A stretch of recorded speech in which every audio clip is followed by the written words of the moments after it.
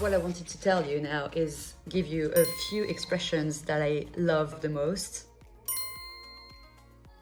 For instance, here are a few expressions that I noticed in the US and that I've been drawing about as well on my blog and my social channels on les deux d'expression.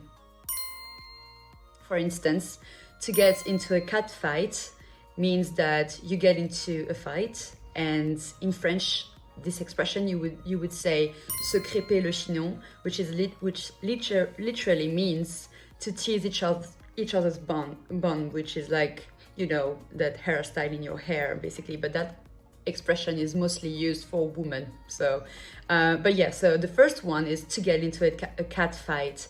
That's what they say in the US.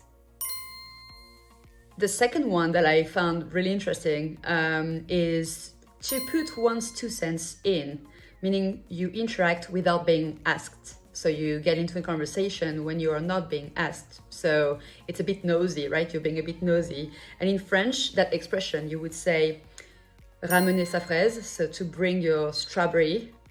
So basically, it doesn't mean really anything, but it means the same thing, and that's the way we say it in French.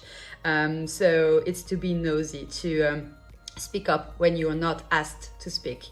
And usually you can also say that as well if you cut someone's in a conversation.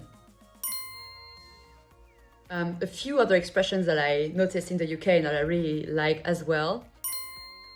So the first one would be, it's not my cup of tea. So this is an expression that we also say, literally, we say the same way in French. And when you say, it's not my cup of tea, ce n'est pas ma tasse de thé, you mean that there's something that you don't prefer.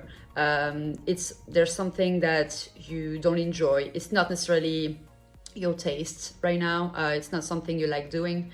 So that's one as well that I quite enjoy. Another one that I like in the UK that I've heard like physically said, like I've heard them say, is when pigs fly. So when pigs fly means basically never. It's never gonna happen.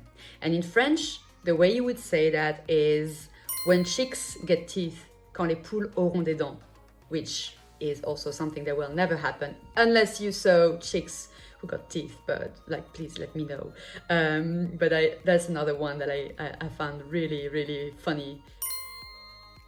And the last one that I really enjoy in the UK is to be away with the fairies.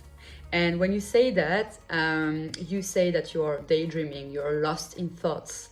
And that's something that I found as well, absolutely, there's a bit of a poetry behind that. I quite like the tone behind it.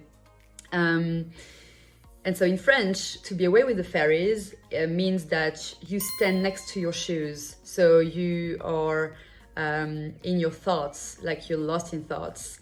And in French, you say literally être à côté de ses pompes. That's it for the expressions that I really enjoyed in both America and the UK. I hope you enjoyed that, and I hope I could share a little bit of my linguistic experience with you guys. Thank you for listening all the way.